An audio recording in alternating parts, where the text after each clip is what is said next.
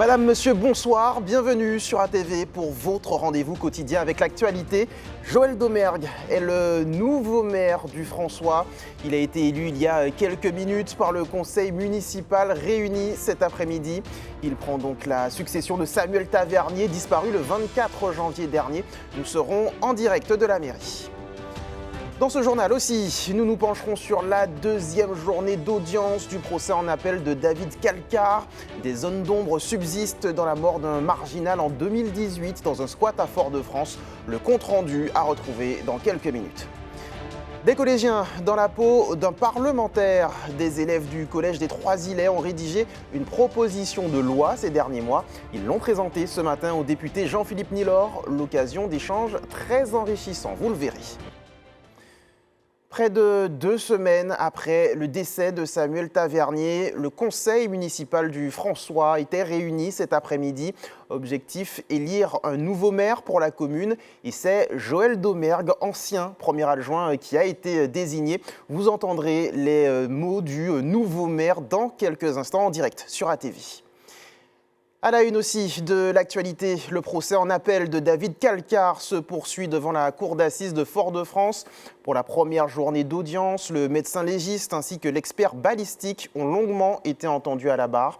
Des auditions très techniques qui relancent le débat sur les causes exactes de la mort de Patrick Agésilas dans un squat en 2018. Le compte-rendu de Ryan Agnès. Aujourd'hui, deuxième jour du procès en appel de David Calcar devant la cour d'assises de Fort-de-France. L'audience a été marquée par 2 auditions techniques importantes. D'abord, celle du médecin légiste qui est revenu sur les causes possibles de la mort de la victime. Une question centrale a traversé les débats. Patrick Agésilas est-il décédé à cause des coups de feu ou à cause des fumées de l'incendie? Le médecin a expliqué que plusieurs hypothèses restent médicalement possibles. Autrement dit, les experts ne peuvent pas dire avec certitude si la victime respirait encore au moment où les flammes se sont emparées du lieu. Les avocats de la défense s'appuient sur des incertitudes pour soutenir que la mort serait liée aux fumées. La cour a également entendu un expert balistique. Il a confirmé que le projectile retrouvé est une balle de calibre 9 mm tirée par une arme de poing. Enfin, la cour est revenue sur certains points de procédure, notamment sur la portée de l'appel de David Calcar, déjà condamné en première instance. Les débats ont aussi porté sur chacun des protagonistes présents sur les lieux la nuit des faits. Le procès entre maintenant dans sa phase finale. Ce deuxième jour du procès en appel de David Calcar a été largement consacré aux experts. La cour a d'abord entendu le médecin légiste chargé de l'autopsie de la victime. Son audition a mis en lumière plusieurs incertitudes médicales. Le médecin explique que des dépôts de suie ont été retrouvés dans les voies respiratoires. Ces particules se collent par exemple aux parois de cheminée et forment une couche. Mais il précise que ces traces peuvent avoir plusieurs origines. Elles peuvent être liées à une véritable inhalation de fumée, mais peuvent aussi correspondre à une inhalation en toute fin de vie, et enfin, résulter d'un simple dépôt passif sans respiration. Autrement dit, l'expert ne peut pas affirmer avec certitude si Patrick Agésilas respirait encore lorsque l'incendie s'est propagé. La défense s'appuie sur ces éléments pour soutenir que la victime serait décédée à cause des fumées et non des tirs. La partie civile, elle, rappelle que l'absence de lésions visibles sur le poumon droit ne permet pas d'exclure une mort par arme à feu. La cour a ensuite entendu un expert balistique. Il a confirmé que le projectile retrouvé est une balle de calibre 9 mm. Ce type de munition est destiné à des armes de poing semi-automatiques. L'expert rappelle que ces armes ont un pouvoir létal important. Il précise également que le projectile analysé a bien été tiré par une arme à feu. Le spécialiste a toutefois indiqué que ces munitions sont strictement réglementées sur le marché légal. En fin d'audience, les débats ont aussi porté sur des questions de procédure. La présidente de la Cour a rappelé que David Calcar a été reconnu coupable de meurtre en première instance avant de faire appel de cette décision. Les avocats de la défense contestent aujourd'hui la qualification des faits et l'interprétation retenue par la première cour d'assises. Après 2 jours de débat, le procès entre dans sa dernière ligne droite. Les plaidoiries doivent se tenir demain et le verdict est attendu à l'issue de cette ultime journée d'audience. Au Carbet, c'est le chantier de réfection d'une route communale qui fait débat. Lancé il y a 2 ans puis interrompu, les travaux ont repris cette semaine. De quoi attiser les tensions entre riverains et acteurs économiques de la zone. La distillerie Nesson, notamment, craint de perdre son appellation en AOC. Dorian Cayuela et Juliane Mongin se sont rendus sur place. Dans le Nord Caraïbe, un chantier continue de diviser les Carbessiens. Entamé il y a 2 ans, les travaux ont repris cette semaine. Selon Claudine Nesson, ce chantier représenterait une menace pour l'appellation AOC et suscite des inquiétudes du côté de la distillerie. Il y a la pollution et il y a la sécurité.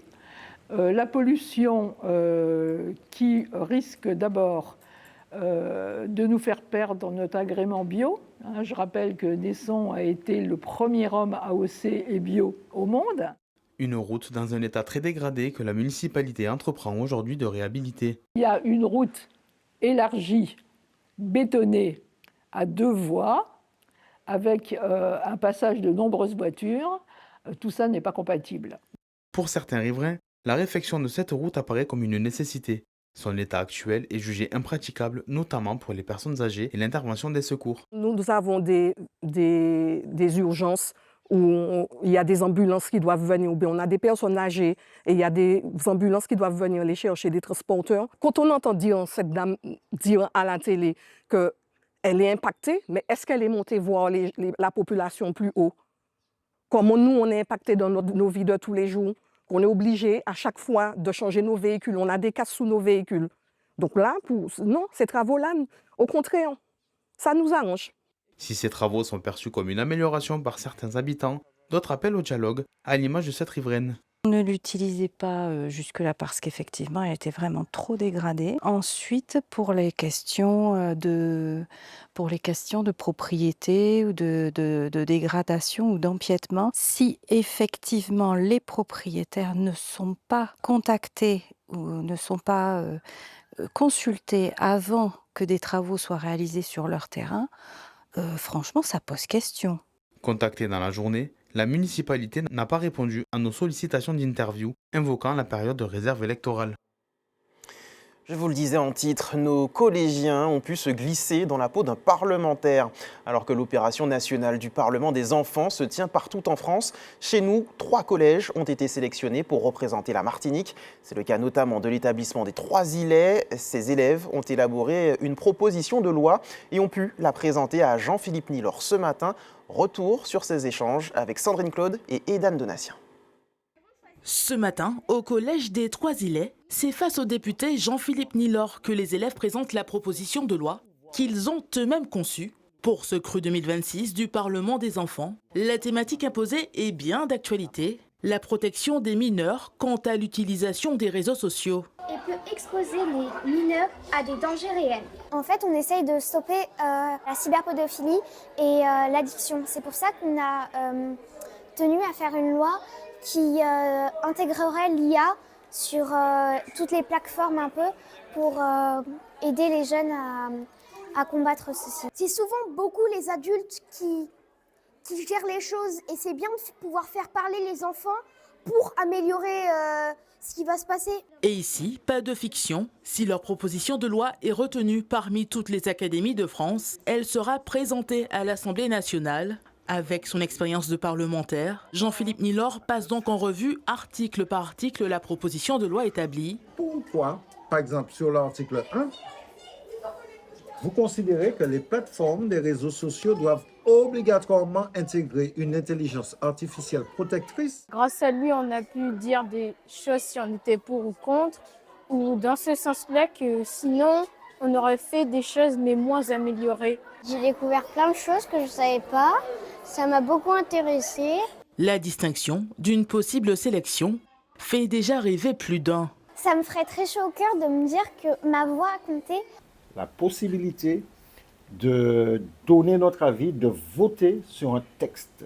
Cette rencontre en face à face leur permet aussi de se familiariser avec les rouages de la politique, un milieu souvent abstrait pour ce jeune public. J'ai appris des choses sur l'Assemblée nationale.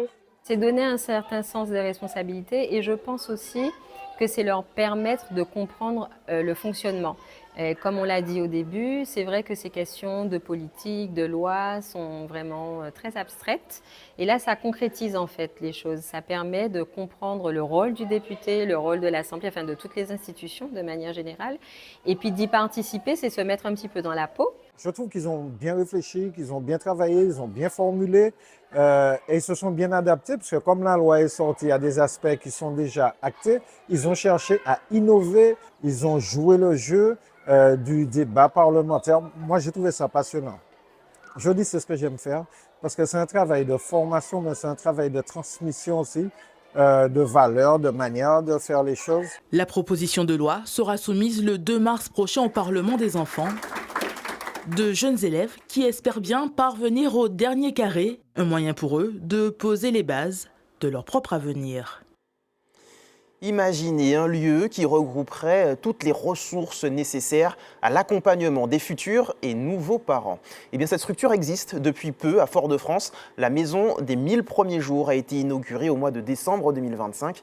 On en parle tout de suite avec la directrice adjointe de l'association Gaillac Providence.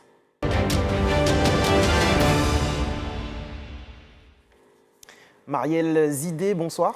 Bonsoir, Monsieur Charpentier. Merci d'avoir accepté notre invitation. Je le disais, cette maison des 1000 premiers jours, elle est toute neuve, toute récente. Les parents peuvent, depuis la fin du mois de décembre, s'y rendre et retrouver tout un panel de professionnels. En quelques mots, expliquez-nous en quoi cette structure peut aider, peut accompagner les futurs et les nouveaux parents.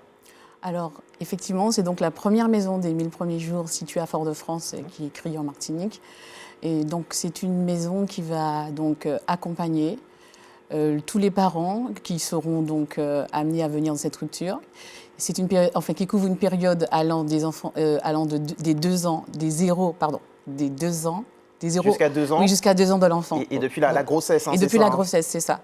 Et donc les femmes enceintes peuvent profiter d'un accompagnement. C'est ça. Toutes les femmes enceintes, les papas aussi peuvent venir, ils sont les bienvenus. Alors ce n'est pas une PMI puisqu'on va pas faire des soins médicaux. Ça ne sera pas non plus une crèche parce qu'il n'y aura pas de garde. Mais ça sera vraiment, on va dire, ça va venir compléter toute cette offre qui existe déjà sur la Martinique. Et donc on pourra également y rencontrer énormément de professionnels qui vont graviter dans le champ de la périnatalité. Donc on pourra y rencontrer des psychologues, des médiateurs familiaux, des puéricultrices, et des sages-femmes. Oui. Il y a encore besoin de certains professionnels peut-être, si vous pouvez profiter de notre antenne pour passer un appel, pourquoi pas. Bien sûr que tout le monde, en fait, à partir du moment où ils s'inscrivent dans une démarche de prévention précoce, nous pouvons collaborer avec eux. Alors, quel est le point de départ? Qu'est-ce qui pousse finalement un territoire à se doter d'une maison des 1000 premiers jours? Mais c'est d'abord une volonté de politique publique. Depuis 2020, une priorité est quand même donnée à l'enfance. Et ensuite, c'est vrai qu'en Martinique et globalement dans les territoires d'outre-mer, on cumule quand même certains désavantages sous tous les indicateurs sociaux et sanitaires. Et c'est vrai qu'en Martinique, c'est particulièrement dégradé, notamment au niveau des naissances précoces, au niveau des bébés qui naissent prématurément. Et donc voilà, c'est un petit peu dans cette dynamique. Et on a des difficultés à aller voir le bon professionnel, voilà, à pouvoir être accompagné par la bonne personne, c'est ça? C'est ça. Et l'avantage, c'est que comme Solutions Ressources regroupe pas mal de professionnels, ça offre la possibilité aux parents de pouvoir trouver toutes les solutions qui va pouvoir en tout cas les aider dans le cadre de leur période post Quels sont les objectifs de la maison des 1000 premiers jours pour cette première année d'existence?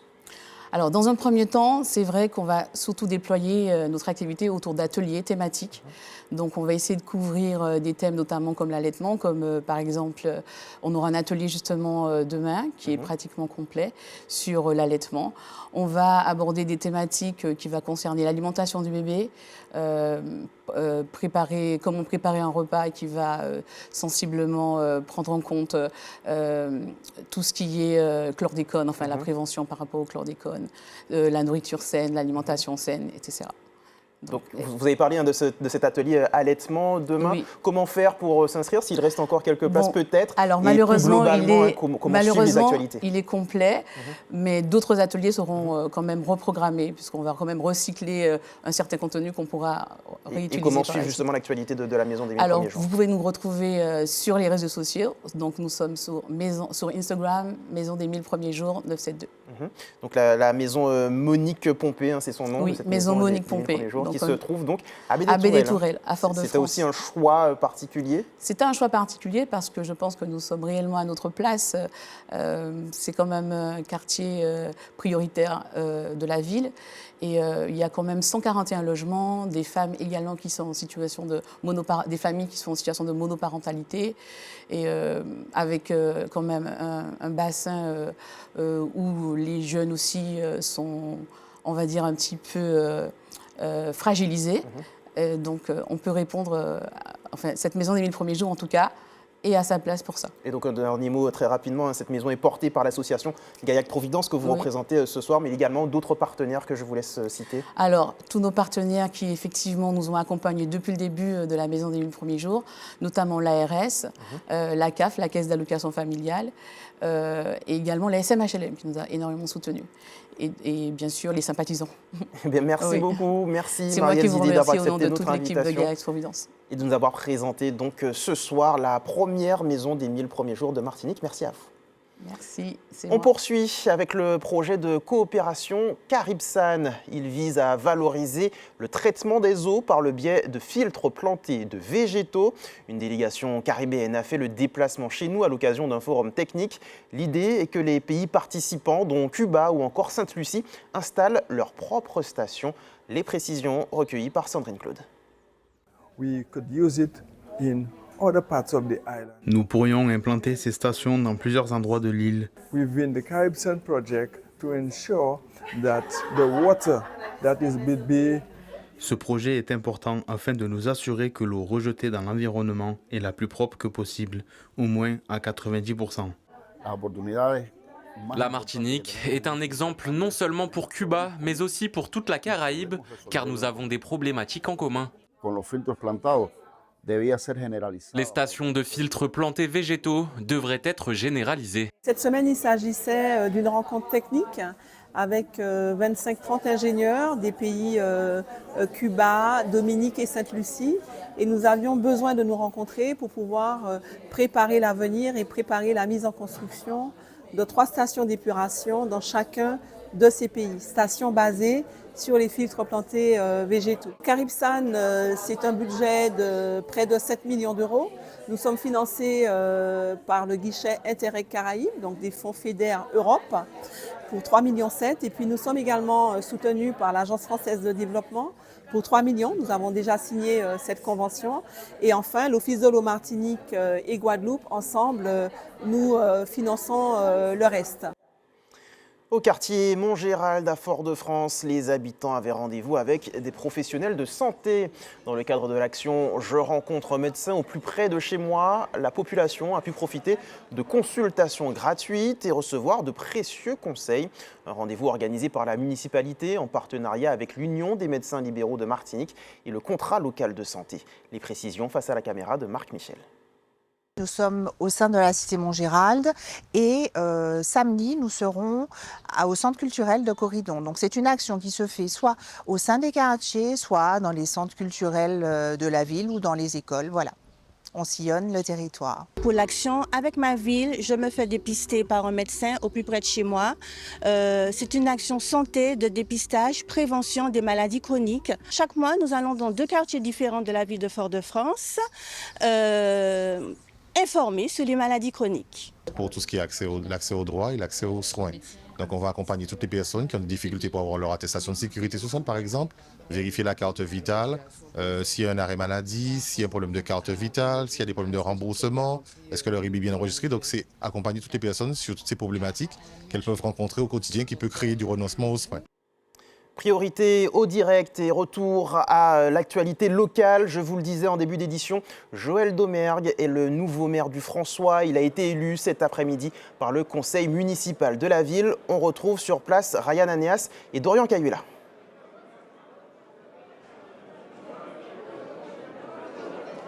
Bonsoir Johan, bonsoir à toutes et à tous. Nous sommes en direct du François où le conseil municipal vient d'élire Joël Domergue comme nouveau maire de la commune. 12 jours après le décès brutal de Samuel Tavernier, c'est l'ancien premier adjoint qui assurera la tête de la municipalité jusqu'aux élections prochaines prévues en mars. C'était un moment fort, chargé d'émotions pour les élus comme pour les habitants. Bonsoir, monsieur le maire.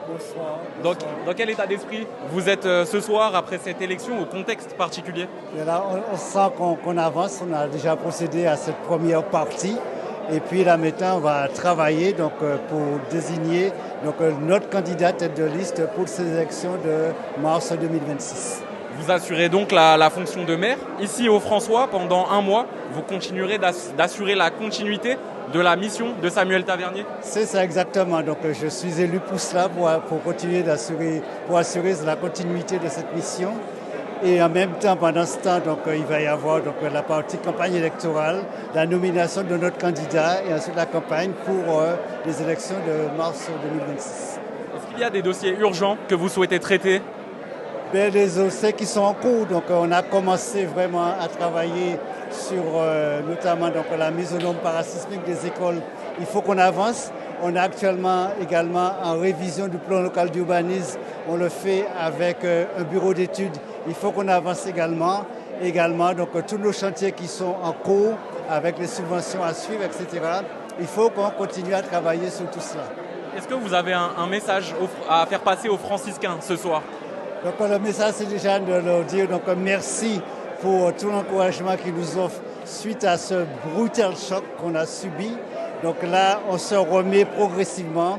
On va être progressivement en ordre de marche pour continuer à travailler pour la population franciscaine. Merci beaucoup, monsieur le maire. Merci, nous étions en direct du François.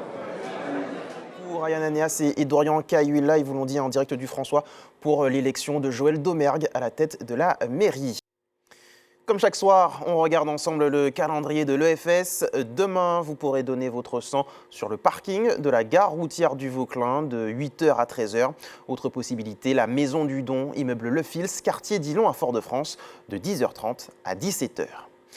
Avant de se quitter, je vous rappelle la principale information de ce journal. Joël Domergue est le nouveau maire du François. Près de 2 semaines après le décès de Samuel Tavernier, il a été élu par le conseil municipal en début de soirée. L'ancien premier adjoint assurera donc l'intérim en attendant les prochaines élections. Et puis, dans l'actualité nationale, Jessica Moretti se défend. La copropriétaire du Constellation dénonce de nombreux mensonges parus depuis le drame, mais assume tout de même une part de responsabilité. Pour rappel, 41 personnes ont perdu la vie dans l'incendie de ce bar la nuit du réveillon. Ça y est, c'est la fin de cette édition. Merci de l'avoir suivi en notre compagnie. L'actualité continue sur nos réseaux sociaux et notre chaîne YouTube. Quant à moi, je vous donne rendez-vous demain, même heure. Passez une excellente soirée sur ATV.